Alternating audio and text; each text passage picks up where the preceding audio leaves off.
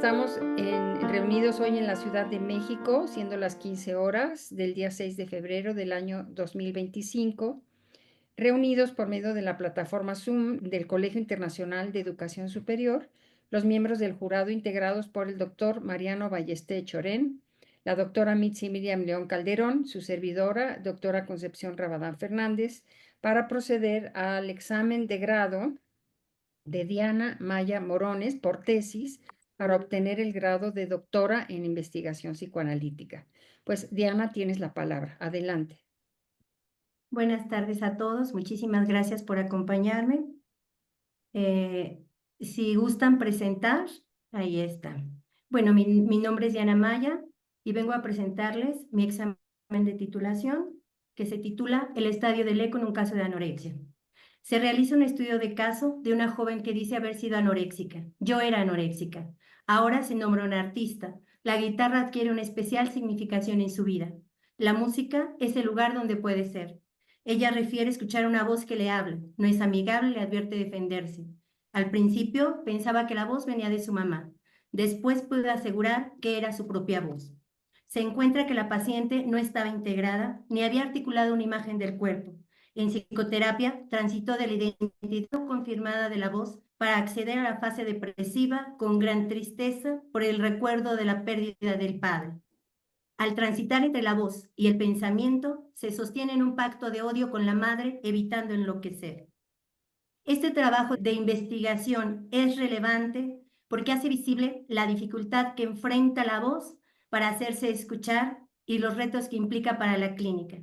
Asimismo, es una oportunidad que la paciente nos brindó para entender estos que quedan incomprendidos. El abordaje de la voz permite un acercamiento nuevo de los fenómenos clínicos que están presentes en el origen.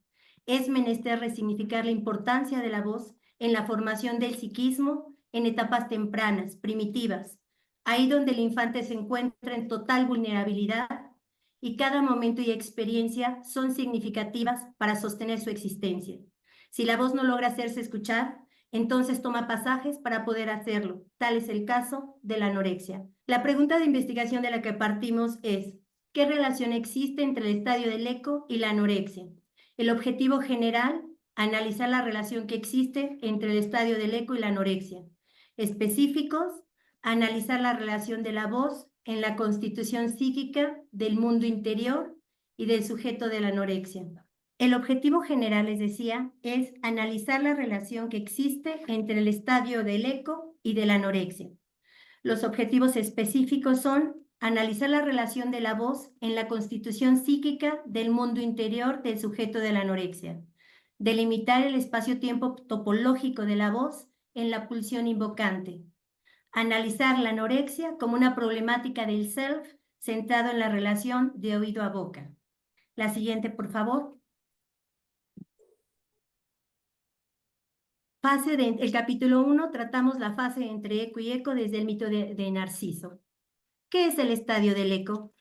El estadio del eco es un momento estructural del psiquismo humano. Antecede y precede al estadio del espejo. Dentro del estadio del eco encontramos los fenómenos invocantes. La pulsión invocante tiene como objeto la voz. El silencio abre la dimensión temporal de la pulsión invocante. El primer tiempo es el tiempo activo. El grito que viene de lo más primal, de la carne, es un sonido que metafóricamente se compara con el grito desgarrador del cantejondo, cante de los gitanos, que expresa el sufrimiento del pueblo gitano. El grito perfora el silencio, silencio que abre un vacío, una llancia, espacio que permite el tercer tiempo de la pulsión invocante, el tiempo del hacerse escuchar, tiempo reflexivo. El grito está, por lo tanto, orlado de silencio. Se establece la relación de oído a boca, donde el guión hace alusión al espacio que abrió el grito.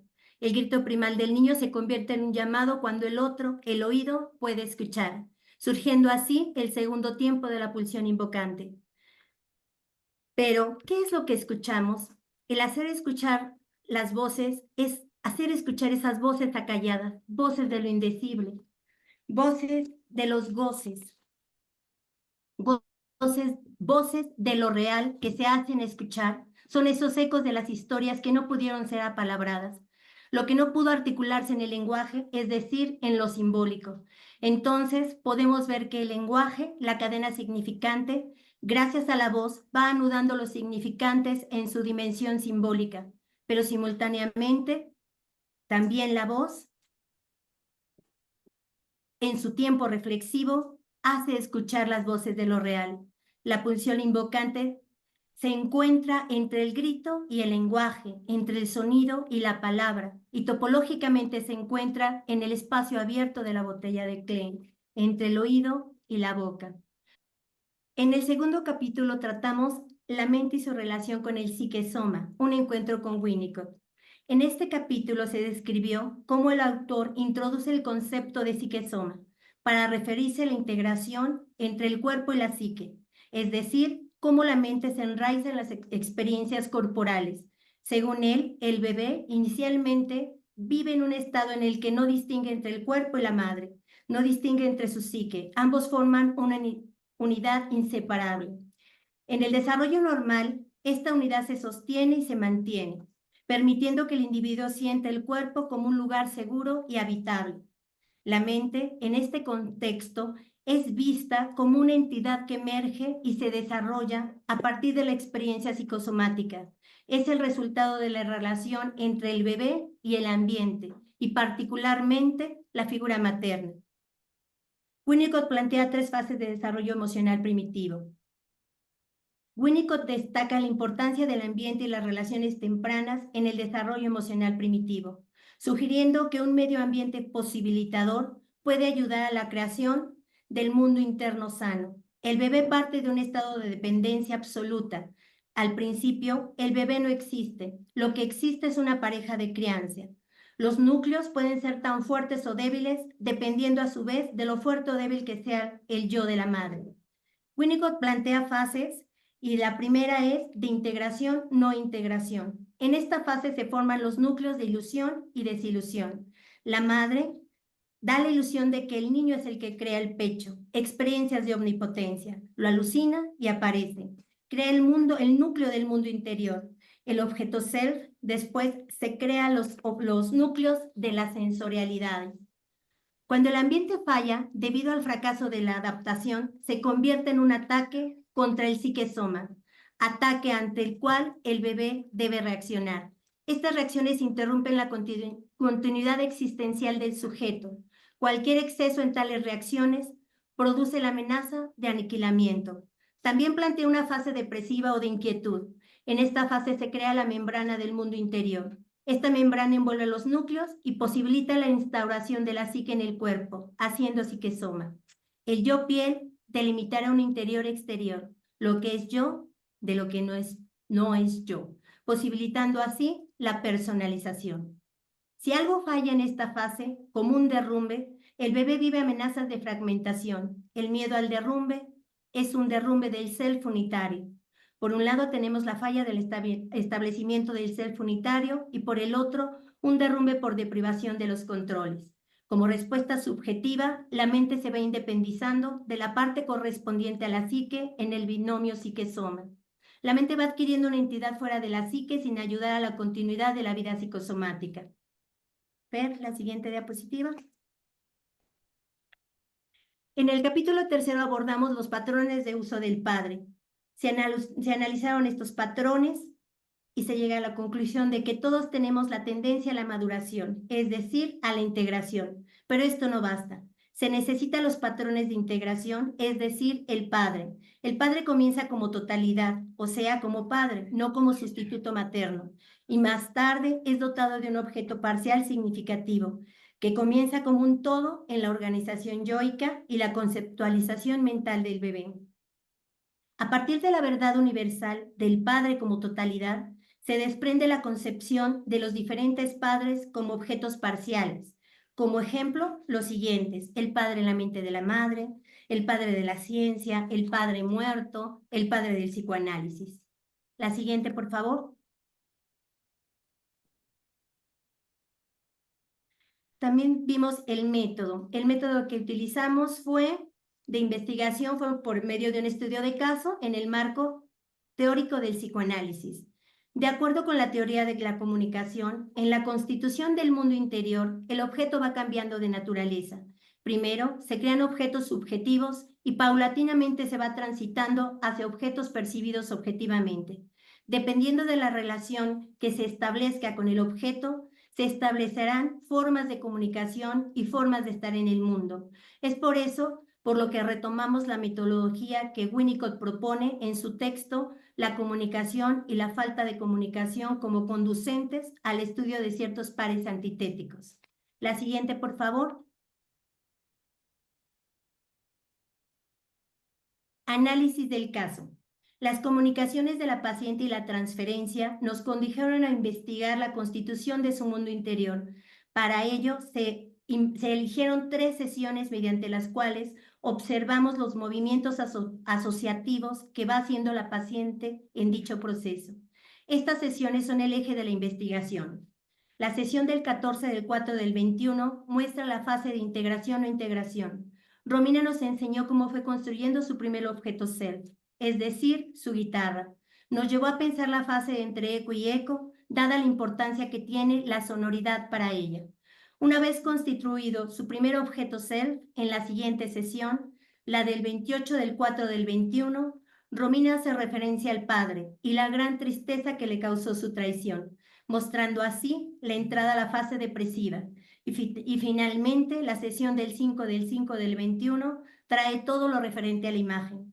En el análisis del caso están implicados tanto los procesos de elaboración psíquica de Romina, por los que fue transitando, como los transferenciales que viví con ella en el espacio analítico. Construcción del mundo interior. La siguiente, por favor.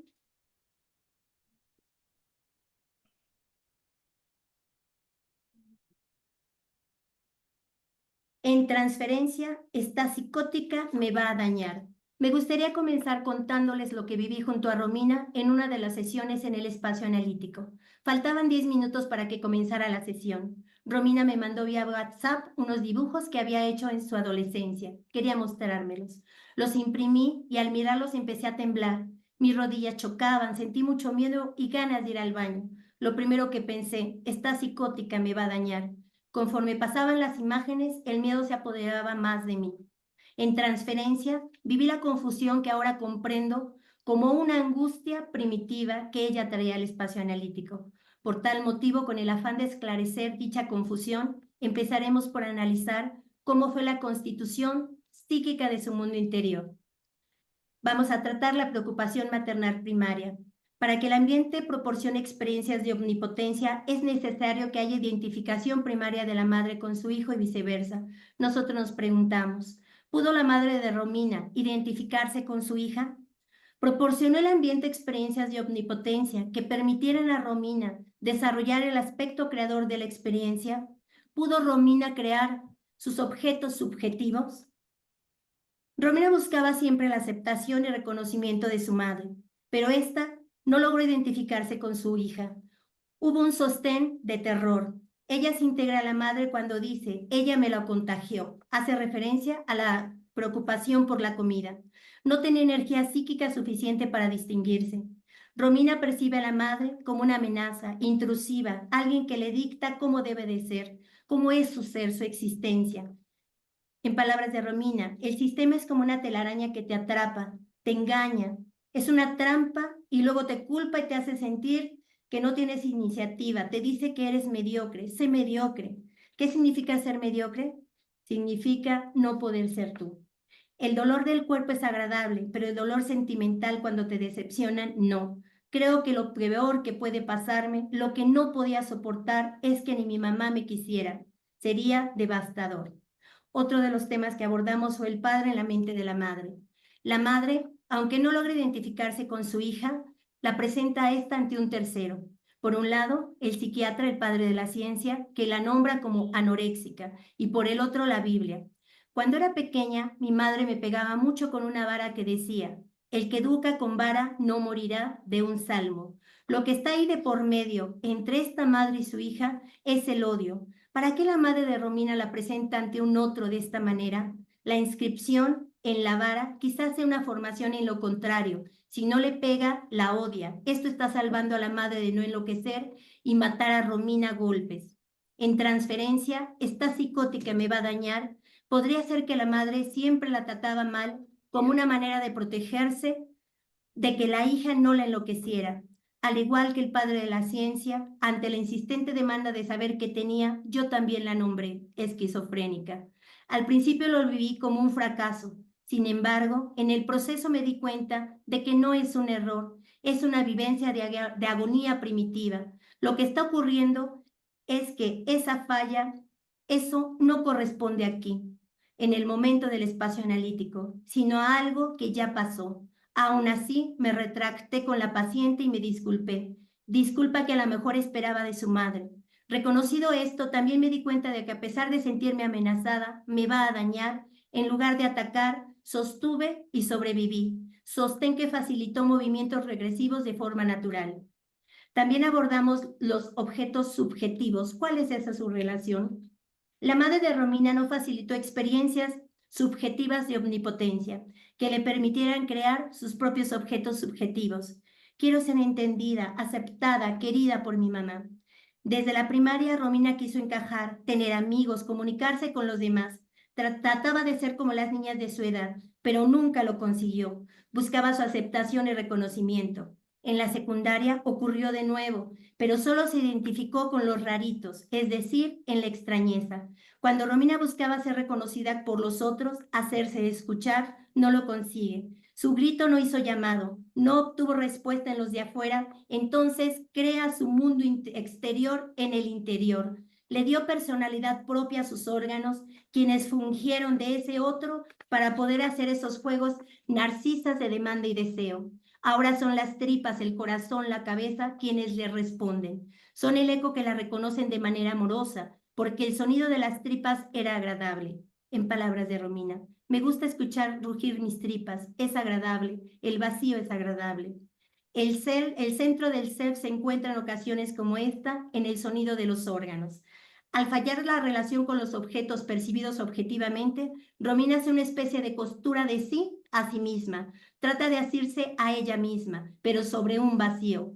Ahora se comunica con fenómenos basados en las experiencias corporales, mismas que la hacen sentir que está viva, comunicándose con objetos objetivos. Es una comunicación sin salida. Creó sus propias voces en lo real. Es la voz áfona que, de acuerdo con Lacan, lo que la caracteriza es esencialmente su función de borde de lo real. El otro se encuentra en sus órganos descolocados del lugar, es decir, Romina se encuentra escindida en partes que además están descolocadas. En transferencia llama la atención que la paciente muy a menudo tronaba sus mandíbulas y las vértebras del cuello. Colocaba ambas manos en la mandíbula inferior y se jaloneaba de un lado a otro, tronaba sus huesos. La intención era acomodarlas, como si estuvieran movidos de lugar, descolocadas. El acomodarse el esqueleto le producía descanso y relajación. Es como si intentara estructurarse, centrar el ser. Otro de los recursos que tomó Romina para poder estructurarse fueron las drogas.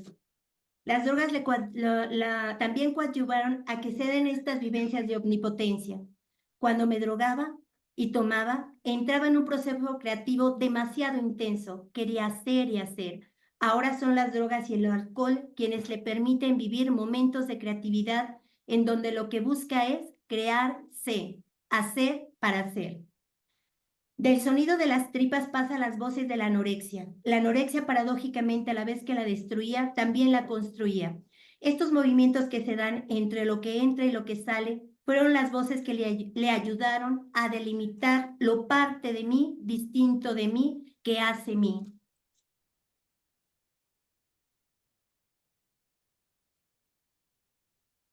Interior y exterior, y en momentos entre el afuera y el adentro. Después, mediante el proceso psicoanalítico, logra integrarse. Romina, como otro intento de estructuración, transita de crear el otro dentro de sí misma a crear el otro fuera de sí, con representación visual y sonora. Son las voces alucinadas. Es como una voz que me dice, ¿cuál es el punto si nunca vas a llegar a ser tan buena como? Es una voz en la nuca, está por fuera. La voz me dice cosas como que no puedo, que no soy suficiente, que soy estúpida. Veo una silueta atrás de mí en mi nuca. No tiene facciones, solo es una silueta, pero creo que soy yo porque la voz es como la mía, como la voz de grande. Siempre está enojada, amargada. No es amigable. La voz te advierte para que te defiendas. A veces es persecutoria, no te deja en paz. Siempre te dice, no vales nada, fuiste una pobre estúpida, ingenua, pobre tonta. Esta imagen de la voz por fuera es la forma de proyectar lo que el oído había introyectado. Lo que el oído introyectó, el pensamiento lo proyectó. ¿Cuál es la diferencia de esta voz puesta en el exterior, de las voces creadas en el interior? Consideramos que el sonido de los órganos en el interior permitía crear un espacio de juego donde el sonido de sus órganos era el eco que posibilitaba el juego narcisista, donde eco, a partir del diálogo, le daba el reconocimiento y así su existencia. Por el contrario, esta voz no establece ningún diálogo amoroso, más bien es una voz intrusiva, persecutoria. Esta voz injuriosa se presenta evidentemente como extraña al paciente. Solo se oye una voz que insulta, son las voces que retornan en lo real. ¿De quién es la voz que la alucinación hace escuchar? Es una voz, esa voz es la historia que no pudo ser significante, es lo que no pudo ser descifrable. La paciente en un primer momento tiene dudas sobre de quién es la voz, para en una segunda instancia asegurar que es su propia voz. No está psicótica porque reconoce conscientemente que es su propio pensamiento el que está creando la voz alucinada.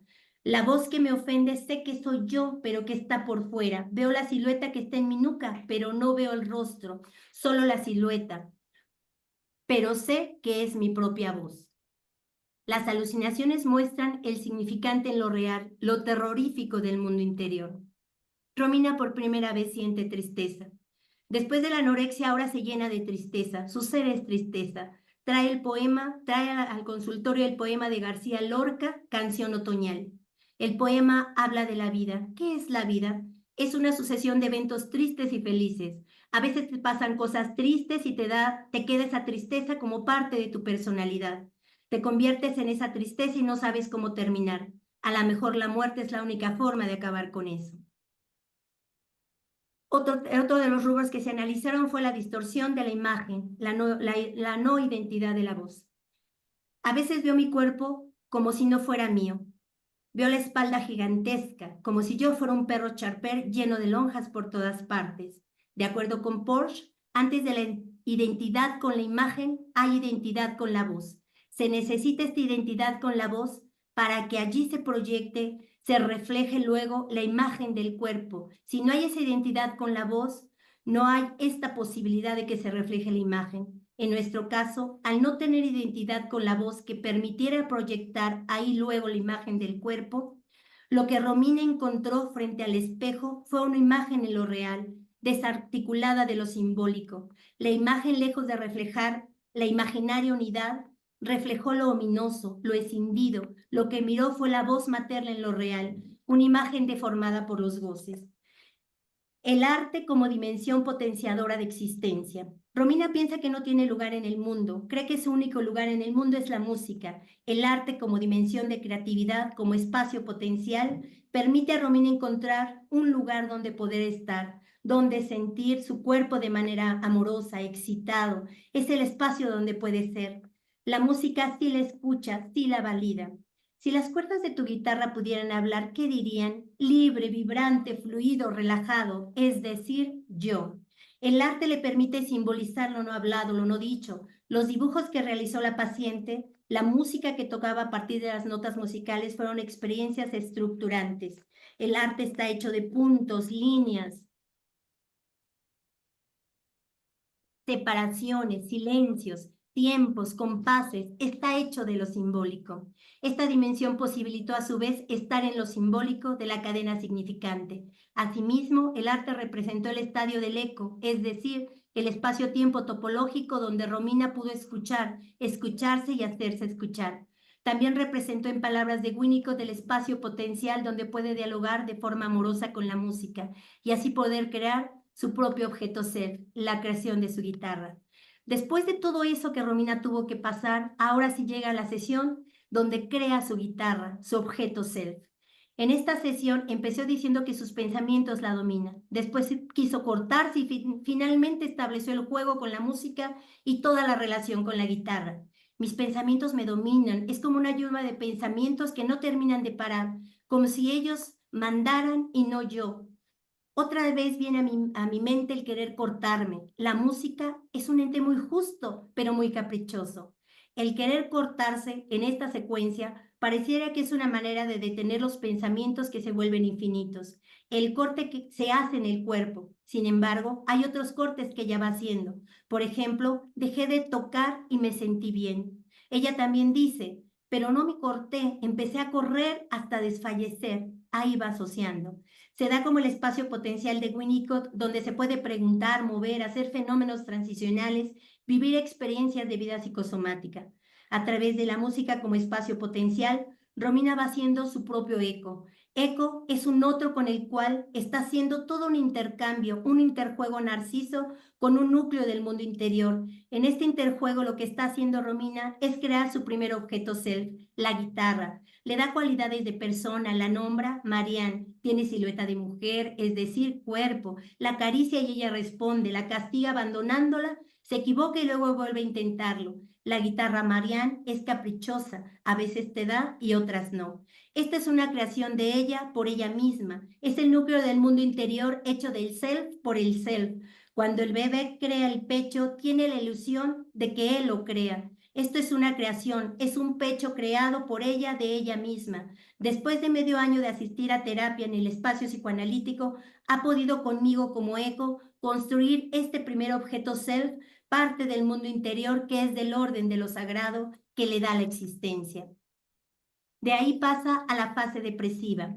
Después de haber creado su primer objeto self, deviene esta sesión donde dice, es una tristeza profunda.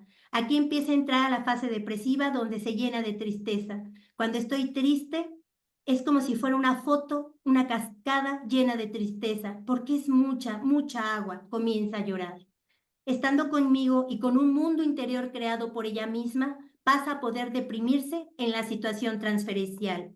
Aquí hay un movimiento psíquico importante. De la creación de la guitarra Marianne, que es su objeto self, pasa a poder deprimirse y le da una imagen a esa depresión.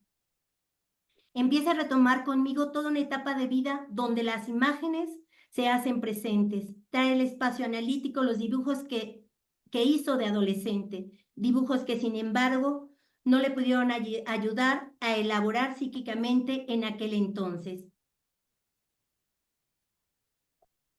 Es una época en la que como no había tenido eco, había estado perdida, escindida, no había podido hacer estos movimientos psíquicos que le permitieran transitar, elaborar y encontrarse con la imagen. La tristeza que ella tuvo cuando se separó del papá antes mencionada no es la misma tristeza que ahora. En la primera, ella no había creado su objeto self, entonces se convirtió en ese vacío, en esa tristeza desértica de objetos y del self. Cuando Romina dice al padre, ya te perdí una vez y no voy a perderte otra vez. Es como cuando Narciso dice, quítame las manos de encima, prefiero morir a que goces de mí. Está hablando con voz propia y reflexionando sobre un pasado, sí ocurrió, pero no va a volver a pasar. Transita de pasado que recuerda a un presente que avisora un futuro, no va a volver a pasar. Hace movimientos de presente, pasado a futuro. En resumen, la siguiente, por favor. Concluimos.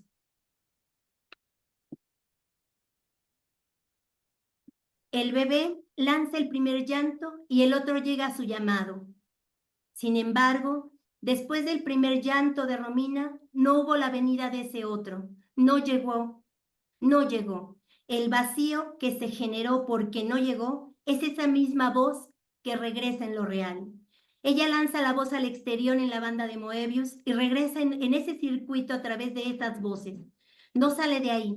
Está en ese tránsito todo el tiempo. Lanza el llamado de amor al otro, pero regresa en forma de sonido a través de sus tripas. Lanza la voz al exterior sobre su lugar en el mundo y regresa en forma de voces alucinadas. Así, su pulsión va bordeando un vacío, todo el tiempo, el de la botella de Klein. Y aquí está la botella de Klein. La botella de Klein es una banda de Moebius, doble banda de Moebius. Ella lanza al exterior y regresa, porque la banda de Moebius no tiene ni exterior ni interior.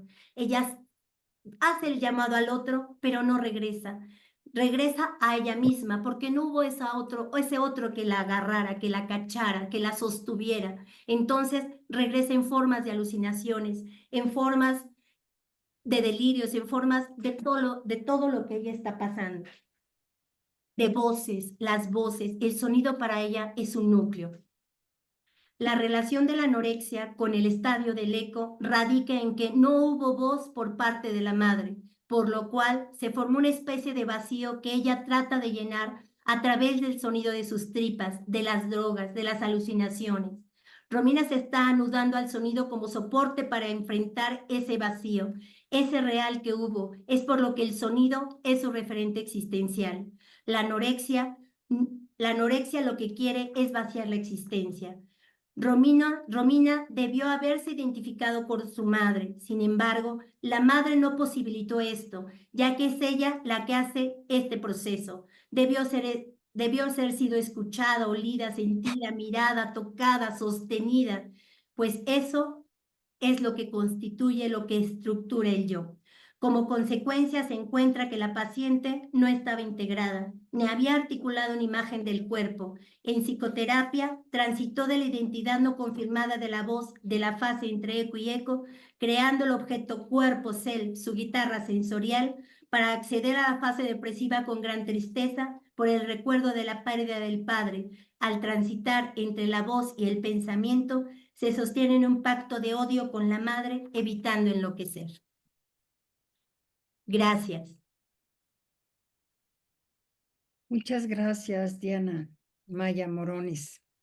Le vamos Gracias. a pedir ahora que a la doctora Mitzi Miriam León Calderón si nos ayuda a iniciar con la réplica, por favor, doctora Mitzi Miriam León Calderón, adelante. Claro que sí. Pues muchísimas felicidades, Diana. Yo también me encuentro nerviosa, fíjate, porque es un día muy emocionante para mí, ¿no? Tú sabes que yo te aprecio mucho. Entonces, bueno, pues así como comparto la emoción, comparto los nervios, ¿no? Que si al principio te sentías un poco así, creo que después fuiste agarrando mucha confianza y explicando todo maravillosamente, brillantemente. Me gustó mucho tu presentación.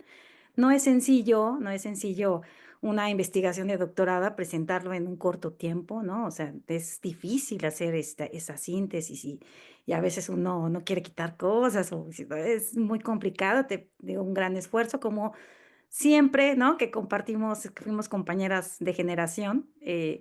Creo que algo que siempre admiré de ti fue ese esfuerzo que siempre pusiste. Bueno, creo que es algo admirable, muy dedicada, muy apasionada, muy profesional, ¿no? Siempre muy comprometida, muy responsable. Pues yo me siento muy a gusto, ¿no? Que hayas alcanzado este logro, que hayas podido concluir tu trabajo, un gran trabajo, un excelente trabajo. Me parece un gran análisis lo que tú haces, este estudio de caso. Algo que me parece importante resaltar es tú siempre mencionabas en el doctorado, ¿no? Que qué importancia es no acomodar la teoría al paciente, sino buscar la teoría, ¿no? Que de alguna manera te ayuda a entender al paciente. Creo que eso se refleja ampliamente en tu trabajo, ¿no? Como que en ese sentido hay mucha congruencia. Es un gran análisis. Estos dos abordajes teóricos que tienes, ¿no? Como tanto de Winnicott, como de esta parte un poco más lacaniana. Fíjate que se me hizo muy interesante porque, pues en ambos abordajes teóricos, aunque son distintos, pues en uno, en el estadio del espejo, que es previo, el estadio del eco, perdón, ¿no? Que es previo al estadio del espejo, justamente es eso, ¿no? En el estadio del espejo ya hay algo de la especulación de algo del tema de la integración, ¿no? Y entonces está antes, ¿no? Antes de la integración, en la cuestión del estadio del eco, lo mismo que con Winnicott, ¿no? Estaba ahí las fallas en haces un análisis muy brillante de su desarrollo emocional primitivo, ¿no? Que pasaba de aquello que estaba mal en la cuestión de la integración, como tú dices, no había una integración, y esta cuestión de la residencia del psique en la soma, ¿no? Hacer vida psicosomática, un análisis muy interesante. agarrando todo el tiempo, enlazando con la historia de tu paciente, el manejo de la transferencia, lo que te pasó a ti con la paciente. Bueno, se me hace un gran trabajo, ¿no? O sea, creo que podría hablar y hablar y, y realmente, pues sí, ¿no? Florear mucho tu trabajo porque tiene mucho para eso. Te felicito mucho. A mí me gustaría preguntarte, y que un poco lo dialogamos, ¿no? Cuando, nos vimos.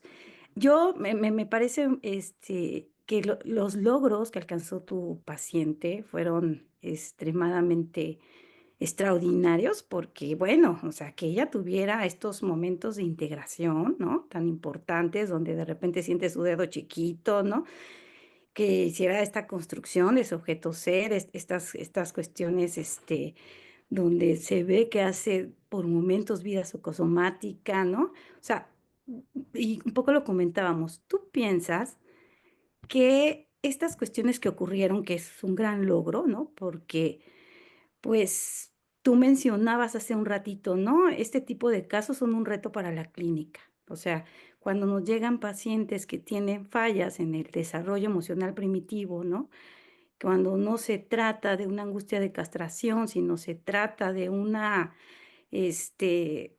continuidad en la existencia, ¿no? Cuando se trata de hacer un psicoanálisis más ontológico, ¿no? Del ser, no tanto un psicoanálisis epistemológico, ¿no? De más allá de una cuestión más interpretativa, ¿no? O sea, precisamente cuando, nos encontramos, pues, en esa situación es un gran reto para la clínica y se necesita, pues, en el manejo de la transferencia, que me parece que lo hiciste brillantemente, tú estuviste muy comprometida en tu caso. Eh, la pregunta es, ya me la estaba perdiendo de la pregunta, ¿verdad? La pregunta es, ¿tú consideras que porque me parece que sí, que hay momentos de vida psicosomática, momentos de integración, pero yo lo estaba pensando como que ella alcanza esos momentos y qué importante, ¿no? Qué logro. Pero se te hace un proceso acabado, como que era una paciente ya integrada, que ya tiene vida psicosomática, o más bien que alcanzó a tener momentos y que eso seguía en proceso, como un poco comentándolo. Ujú. Gracias, Mitzi. Pues muchísimas gracias por tus palabras y efectivamente poder sintetizar un caso tan vasto, Sí. tan enriquecedor. Yo agradezco infinitamente a la paciente y a la vida que me dio esta oportunidad de acompañarla. Pues es difícil y efectivamente considero igual que tú que no es que haya logrado ya de darse de alta como lo habíamos puesto en un inicio, porque para los que no saben, la paciente dejó de venir y dijo, ya no quiero venir porque estoy dada de alta, ya no quiero depender. Entonces ella se dio de alta. Eso fue muy bonito porque aparte ya habló con voz propia. Vamos a partir de ahí. Ella habló con voz propia. Ya no fue lo que la madre le dictó o lo que el analista le dijo. Ella habló con voz propia. Ya no quiero venir. Yo ya estoy bien, ya no quiero venir. Entonces eso me gustó mucho. Son experiencias de vida psicosomática. Todo lo que fue creando, lo que les fui narrando, ella va en este devenir creando experiencias. Ella hace este llamado. A mí me gusta mucho esto de Porsche, lo del llamado, porque ella hace un llamado.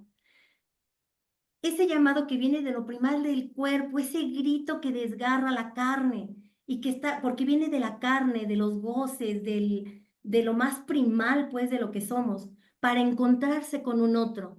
Esta la langué porque el cuerpo está primado infestado, ¿no? De este virus, diría acá, ¿no? No sé si le llama virus, pero bueno, que es el cuerpo, que son los voces maternos, que es la langué, el lenguaje de los equívocos. Para cuando hace el grito el niño, abre un espacio en el vacío y el otro lo escucha y ahí es donde ya se hace demanda, ya se hizo de llamado y demanda. Y empieza todos estos juegos narcisos de demanda y deseo. Todo lo que va haciendo la paciente es transitar por una serie de juegos que ella va creando, porque ese llamado, ese otro, no estuvo, no llegó. Ella soltó el llamado y no nos hizo llamado porque no llegó el otro para recibirla. Entonces, y la recibió, gracias a Dios, porque si no estuviera psicótica, la recibió, pero sostenida en un pacto de odio, con la varita, la que educa con vara no morirá, era un pacto de odio que tenía la madre con ella. Entonces, así se sostuvo. Con esos recursos, ¿qué hizo la paciente? Crear su propio mundo externo en el interior. Entonces, ahora eran sus tripas, su cabeza, su corazón, sus órganos, su estómago, el vacío, que era la que le daba ese sostenimiento, esa voz que va anudando. Ella estaba anudada a esa voz, por eso es su núcleo. No podría estar de otra manera, porque si no estuviera psicótica. Entonces se va anudando, pero como empieza a crear vida propia, las voces, el pensamiento, entonces es cuando no logra la integración de Winnicott. Cuando la mente y la psique van por su lado, no hay psique-soma. La voz le ayuda en todos estos momentos que va fluyendo y parece tan contradictorio porque en verdad fue tan difícil darme cuenta porque era contradictorio. ¿Quién podría decir que la anorexia le ayudaba a constituirse si la estaba matando? Entonces, ¿cómo es posible que a la vez que la mata, la ayuda a constituirse? ¿Cómo Las las drogas, drogas? ¿no? Cuando Pero se eran, lastima. claro, pero eran momentos, o sea, eran formas que ella hizo de anudarse a la vida. Entonces, Ujú. no, para mí al principio fue un reto tan mayúsculo porque era el que se cortaba, el que se drogaba, el que alucinaba, el que yo decía, no, pues sí, y anudado con mi propia psicosis, pues una dice, pues, ¿qué onda, no? Pero la verdad es que fue transitando por momentos muy bonitos, fuimos dándonos cuenta, mis errores, sus errores, que después ya me di cuenta que ni siquiera son errores, que son cosas que en verdad, agonías primitivas que se hacen escuchar. Eso fue lo que nos pasó. Son momentos de integración, no es que haya logrado la integración por completa, sin embargo, muy rescatables porque tiene voz propia. Definitivamente me parece un avance extraordinario, de verdad, muy admirable tu trabajo con ella. Sí, ¿no? Construyó un objeto ser, digo, pero todavía fuera, ¿no? Está fuera. En esta cuestión como estas cuestiones, esta limitación entre el dentro y el afuera, ¿no? Ahí creo que está en proceso, ¿no? Y que seguramente eso que tú hiciste dio la pauta para que después se diera, Diana, ¿eh? O sea, aunque ya Creando no su guitarra, O sea, aunque ya no esté contigo, porque mm, justamente plantaste todo esto, ¿no? De que ella empieza a sentir tristeza, ¿no? Empieza a cuestionar esta parte del pasado, ¿no? Empieza a crear esta membrana del adentro y el afuera, al menos en este reconocimiento de que sí era su voz, ¿no? O sea, aunque, pero estaba fuera todavía estaba fuera, ¿no? Entonces, todavía el hecho es, y el objeto ser, pues seguía fuera, ¿no? Pero bueno, creo que sí, dentro de tu espacio analítico pudo experienciar estas experiencias de omnipotencia, ¿no? Al crear experiencias de integración, experiencias de vida psicosomática. Bueno, y el hecho de que ocurrieran, aunque el proceso, porque justamente a veces hay cosas que, pues, como dices, se te fue, pero que seguramente, ¿no? Te dieron esa pauta como para que después se fuera creando, ¿no? Labor que hiciste me parece por eso muy admirable. Creo que tu trabajo desarrollas muchos conceptos, ¿no? Importantes. Aprendiste mucho, ¿no? Y nos hiciste aprender a todos también. Entonces, pues, ¿qué más te puedo decir? Estoy muy orgullosa de ti. Y muchas gracias. felicidades, Diana, y bueno, pues nada más como última pregunta para dejar hablar a los demás, perdón. Eh, Justamente creo que un poco ya ha estado aquí implícito, pero me gustaría un poco como escucharlo de ti. ¿Cómo cambió justamente esta investigación, este análisis tan profundo que haces de tu paciente? Porque no solo fue de los avances, sino de ella cómo se defendió. O sea, analizaste todo su desarrollo emocional primitivo. O sea, wow, ¿no? Todo este análisis de tu estudio de caso, toda tu investigación, toda la teoría que abordaste, ¿cómo te transformó, cómo cambió tu clínica? ¿Qué impacto tiene esta investigación en tu parte clínica, en tu vida? Pues muy interesante la pregunta porque sí cambia la vida, sí cambia la clínica. Yo con Winnicott siempre le dije a la doctora Rabadán, es en verdad, es una clínica de la dignidad del ser humano. En verdad, Winnicott rescata lo rescatable del ser humano, su dignidad humana. Aparte, es difícil encontrarnos porque tenemos así como que muy establecido el paradigma del complejo de Edipo, y a partir de ahí empezamos a hacer un parteaguas. Aquí Winnicott está analizando por qué los bebés se enferman. Entonces, desde esa postura de rescatar al medio, de rescatar al psiquesoma, de rescatar esta vida del mundo interior, de lo íntimo, que es lo más importante, en esas etapas tan primitivas, tan realmente de tanta vulnerabilidad y de tanta dependencia. Entonces, por eso es tan importante esta clínica de Winnicott. Y por otro lado, honestamente, yo no había tenido un acercamiento a Lacan así a profundidad. Porch me obligó a hacerlo, me gustó mucho también este acercamiento, y hoy cuando veo a un paciente lo veo con esa dignidad y me pregunto, ¿a quién escucho mientras el paciente habla? Excelente, ¿no? Cambió tu escucha, muchas cosas. Muy bien, muchas felicidades, Diana, pues eso sería todo de mi parte. Muchísimas gracias. Muchas gracias, doctora Mitzi Miriam León Calderón. Muy emotivo todo este diálogo. Le vamos a pedir ahora al doctor Mariano Ballester Chorén si nos ayuda a continuar con la réplica, doctor Ballester. Gracias, doctora. Diana, pues igual me uno a las felicitaciones de Mitzi. Además, bueno, pues ya estuvimos ahí en unos cuantos seminarios platicando. Igual, o sea, tu tesis es súper interesante, sobre todo, independientemente del caso, un caso, ¿no? Que como comentamos muchas veces, en sí es muy rico, ¿no? En experiencia, digo, y obviamente para ti como psicoanalista, pero también como para todos los que lo leemos y lo vemos, ¿no? Retomando un poquito algo que dijo Mitzi, que se me hizo muy interesante, es que también tu tesis, el valor, por ejemplo, que tiene, ¿no? Para mí, que es muy importante y se me hizo muy padre, es el hecho de la perspectiva didáctica que tiene. Porque yo por ahí algunas veces he escuchado, ¿no? Y que hay gente que dice, bueno, psicoanalistas, ¿no? Que dice, no, es que la teoría no es importante, ¿no? Porque como la teoría no se utiliza realmente a la hora del análisis, lo he escuchado, ¿no? Yo te voy a enseñar, cómo dar, terapia, etcétera, y no es tan importante la teoría.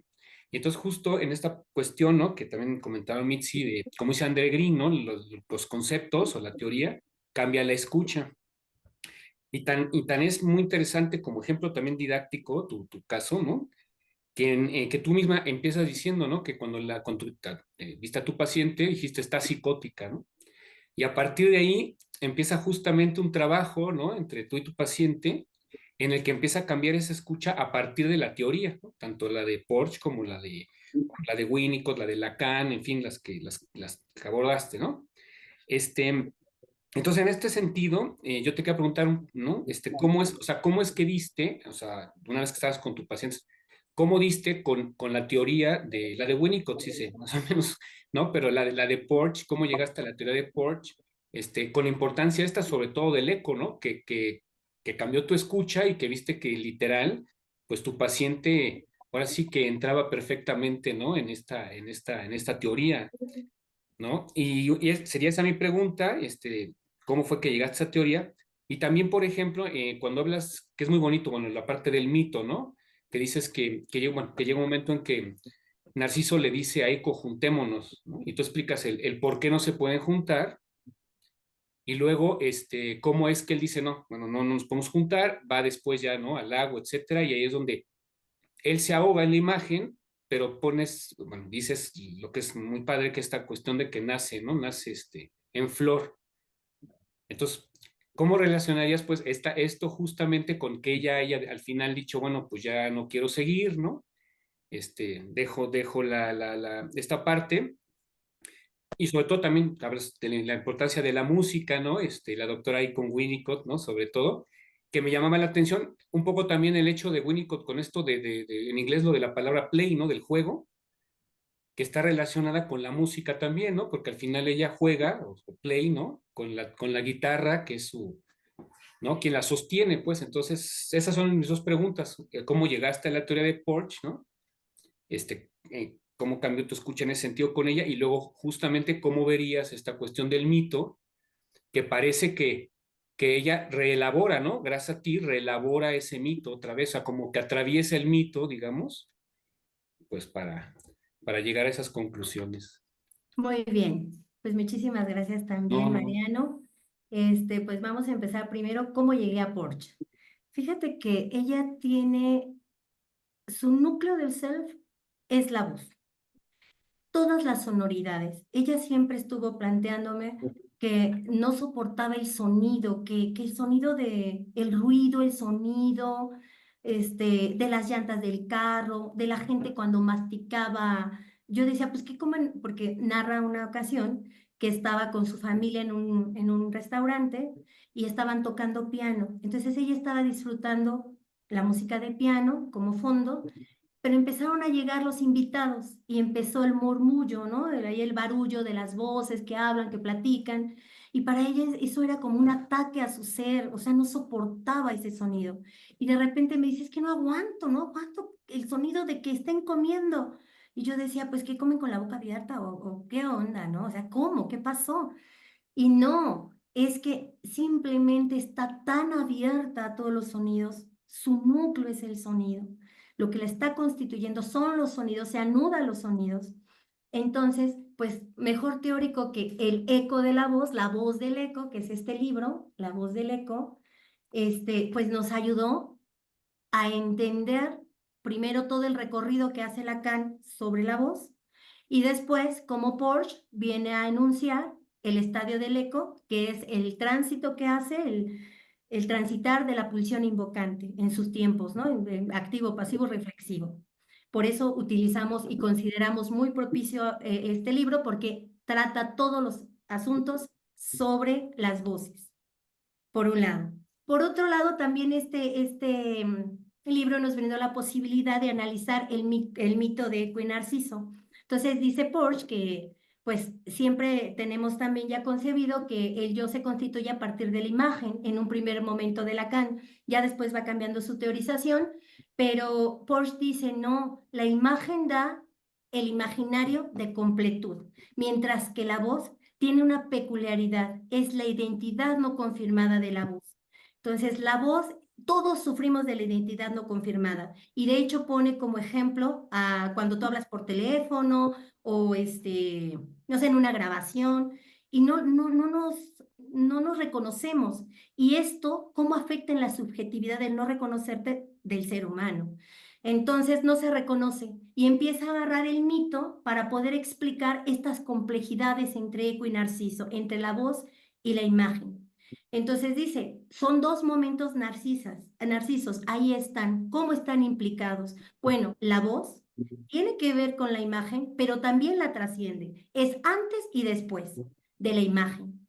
Entonces, ¿cómo va haciendo este devenir? Fue muy enriquecedor darme cuenta, primero analizar el narciso y después darme cuenta el narciso en mi paciente. Entonces, con Narciso, pues primero está Eco, que es castigada por Iríope, porque encubre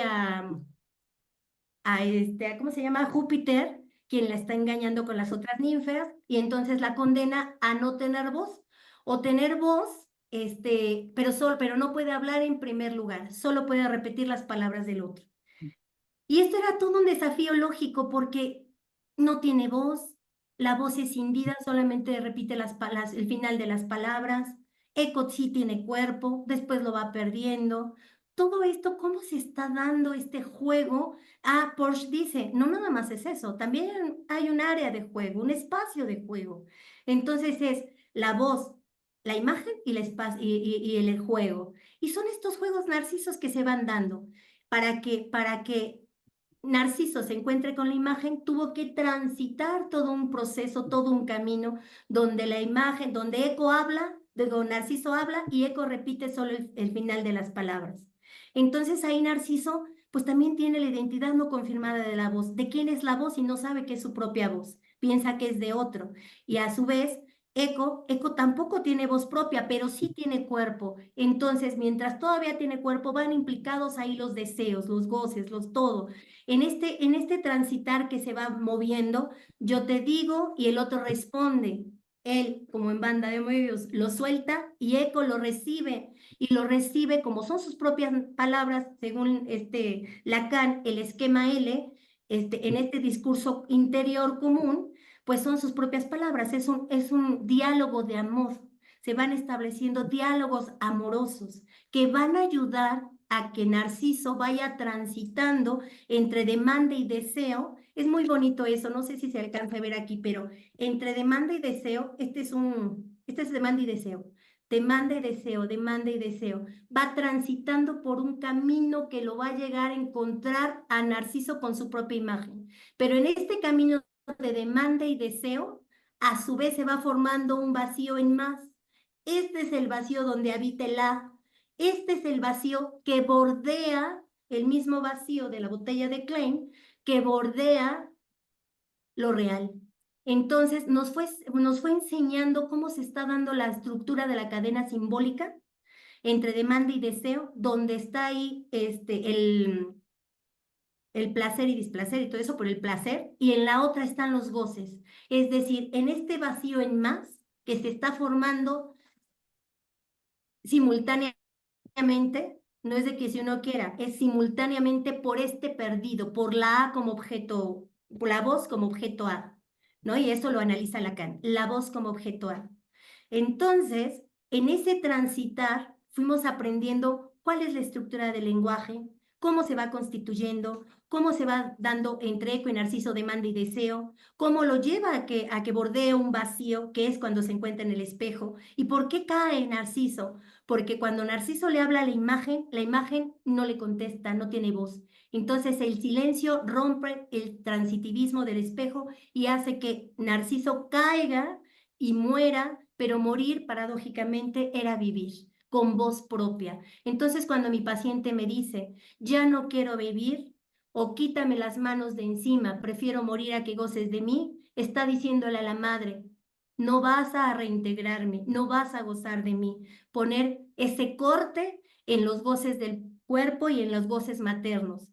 Y cuando muere, pues nace como una bella flor, es decir, con voz propia. Pues muy claro, Diana, exactamente eso es la idea que me dio justo cuando ya decide irse, se va como esa flor, ¿no? Que ya tiene oportunidad, pues, de ser independiente, ¿no? Y buscar otro camino diferente, ¿no? Al que la marcaba, pues. Y ahora con algo muy importante también, que es esta cuestión de que es el arte en sí, ¿no? Como sublimación, o sea, va también apoyada, ¿no? Por todo lo que tú le diste, más obviamente el arte que la va a seguir sosteniendo, ¿no? Su guitarra la va a seguir sosteniendo también. Entonces salió enriquecida completamente. No, pues muy bonito. Me gustó, ahorita que te expusiste muy bonito, la verdad. O sea, me gustó mucho tu exposición. Muchas Muchas gracias. felicidades. Muchas gracias. Muchas gracias, doctor Mariano Ballester Chorén. Bueno, pues estoy muy emocionada porque en realidad, pues los que estamos aquí como sinodales formamos parte de este grupo de investigación del doctorado, ¿no? De los doctorados, del doctorado en investigación psicoanalítica y del doctorado en ciencias del desarrollo humano. Tu investigación es un ejemplo más, ¿no? De los productos, como es un espacio, dijéramos, ¿no? De creatividad, este grupo de investigación del CIES. Y pues me siento muy emocionada de este momento de compartir toda tu éxito, tu trayectoria, además de que eres una gente muy destacada, muy brillante, siempre muy esmerada, nada te detenía, nada te detuvo.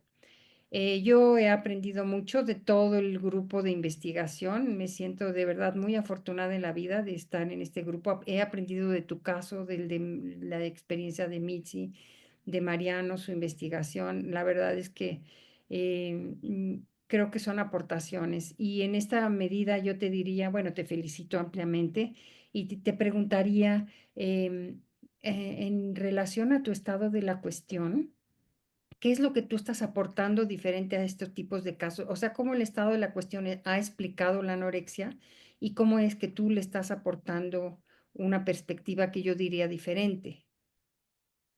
Ujú. Bueno, pues nosotros abordamos varias relaciones varias relaciones que fuimos analizando del estado de la cuestión. El estado de la cuestión, la verdad es que fue muy enriquecedor darse cuenta qué es lo que hemos hecho a partir de, qué es lo que se sabe en la actualidad de la anorexia. Obviamente, pues tratamos de abarcar lo más que se pudo, pero vimos relaciones. Entonces, dentro de las relaciones que vimos, era, por ejemplo, el de la madre, el de la madre. Entonces, los lacanianos dicen que la madre confunde sus necesidades con demanda, y lo que hace es que en lugar de dar la necesidad y dar el amor, que es ese vacío, esa falta, heredar la falta,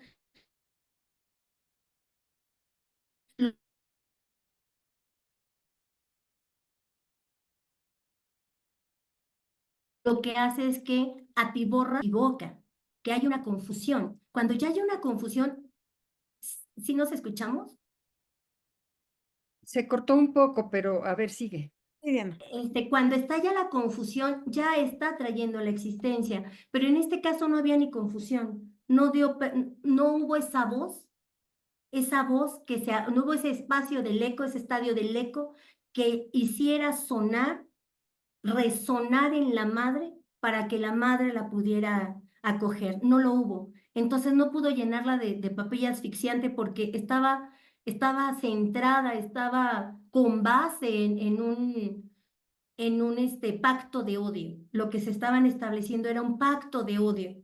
Entonces, más bien dicho, hubo reacción, hubo formación reactiva, hubo este establecimiento de pactos, pero nunca hubo ese amor, esos diálogos, esa que se equivoque la madre y la llene y la te borre de papilla asfixiante, no. Y entonces también llegó a la no integración y todo lo que pues todo lo que analizamos.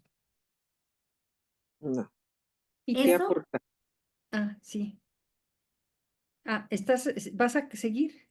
Porque sí. eso por un lado. Por Eso. otro lado, también analizamos la imagen. Entonces, la imagen, pues no pudo encontrarse con una imagen porque no hubo este eco, no hubo estadio del eco, hubo pacto de odio. Entonces, no se encontró con una imagen como otros dicen, ¿no? Que es una deformación en la imagen. Pero ella se encontró con una imagen deformada, pero ¿por qué? Ahí estamos de acuerdo que se encontró con una imagen deformada, pero ¿por qué, no? Entonces, estamos dando la razón porque lo que hizo, lo que regresó fue una imagen en lo real. Lo real de la madre fue lo que ella pudo ver ante el espejo. No se encontró Narciso con él mismo ante ese espejo. Ella se encontró con el real de la madre, con los voces de la madre, con las voces maternas, que lo que hizo es reflejar, pues todas estas, reflejar y volver como a encender, como un retroceso de, este, de momentos de agonías primitivas. Podríamos decir, Diana, que centran las teorizaciones del estado de la cuestión, digo, de una manera general, suponen que hay un yo, y en este caso lo que estás planteando es que no se había conformado ni siquiera el yo self todavía, que fue lo que construyó con su guitarra, el objeto self. Entonces, partiendo de que hay un yo, es muy diferente a partir de que todavía no había un yo como lo pensamos con Winnicott, ¿no? Que creó primero el yo ser para después, mucho después, ya ir creando el yo, ¿no? Y poder hablar. ¿Podría Sí. ser un poco así como otra manera de resumirlo? Sí, sí, gracias, doctora. Sí, efectivamente, no había un yo, no había un mundo interior, no había para Winnicott dice que para poder tener un yo tiene que transitar por fases, fase de integración depresiva y la fase ya de que compartimos con el mundo, ¿no? Con el mundo compartido.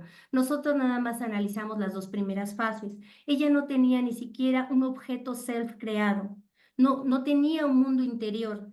Entonces, primero se necesita crear un objeto self que lo pudo crear. Eso sí fue muy enriquecedor darse cuenta porque sí creó su primer objeto self, su guitarra, y fue muy bonito darse cuenta que tenía momentos de experiencias de vida psicosomática, donde empieza a sentir el cuerpo y en una de esas dice,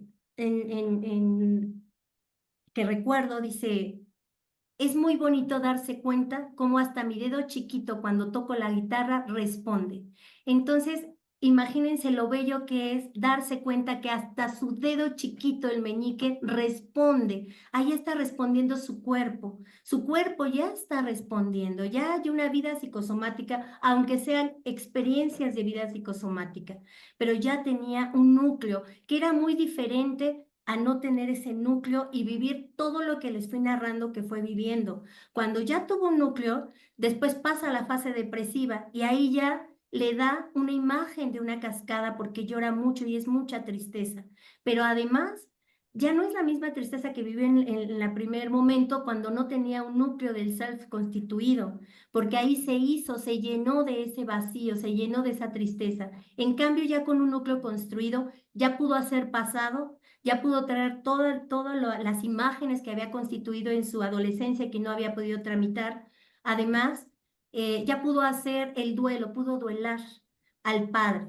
Entonces fuimos transitando con ella estos procesos eh, de elaboración psíquica que la paciente va teniendo.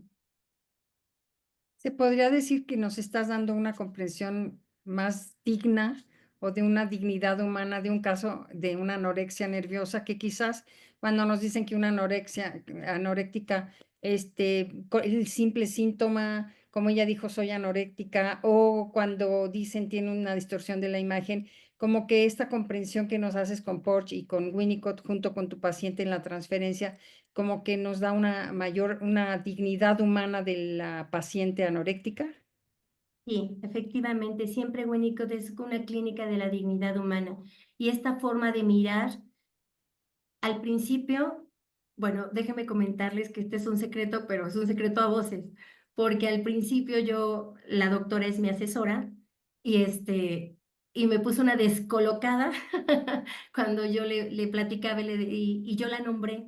Entonces la doctora, la verdad es que sí, fue muy acertada su participación, me ayudó mucho para darme cuenta que el paciente no lo podemos psiquiatrizar, no lo podemos etiquetar, no, porque el paciente es algo más que eso, es esa escucha de esa dignidad, es darse cuenta de todo lo que vivió en esas etapas tan primitivas de esa dependencia absoluta que van marcando su vida y que los intentos que ella va haciendo de estructuración, y eso es lo más importante, darse cuenta de esos intentos de estructuración, de esas elaboraciones psíquicas, de uno como terapeuta también te das cuenta de tu propia clínica y también te das cuenta de tus transferencias y de todo lo que vas viviendo con ella, tus contratransferencias y todo lo que vives con la paciente.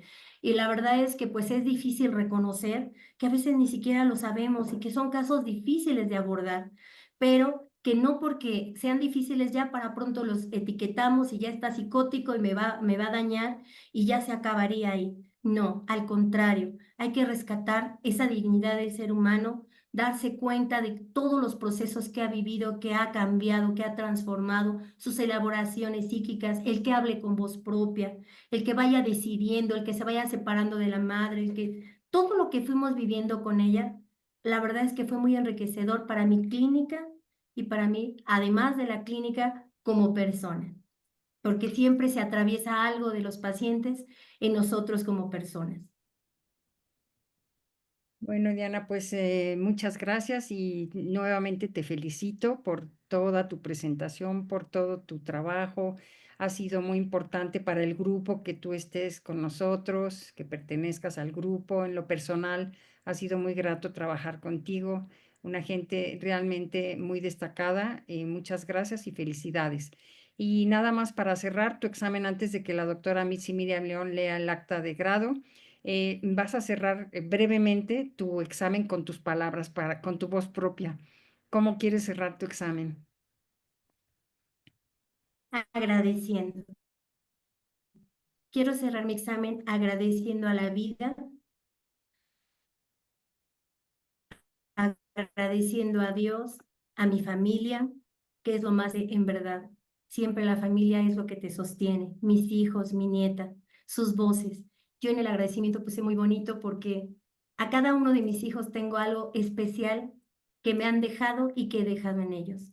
Esto para mí han sido un motor, han sido el amor de mi vida, viviendo las vicisitudes de cualquier ser humano, pero con mucha dignidad, con mucho amor. Les agradezco infinitamente que sean mi familia, a mis hermanos, a mis hermanas, a mi madre que me está escuchando, mamacita linda, muchísimas gracias.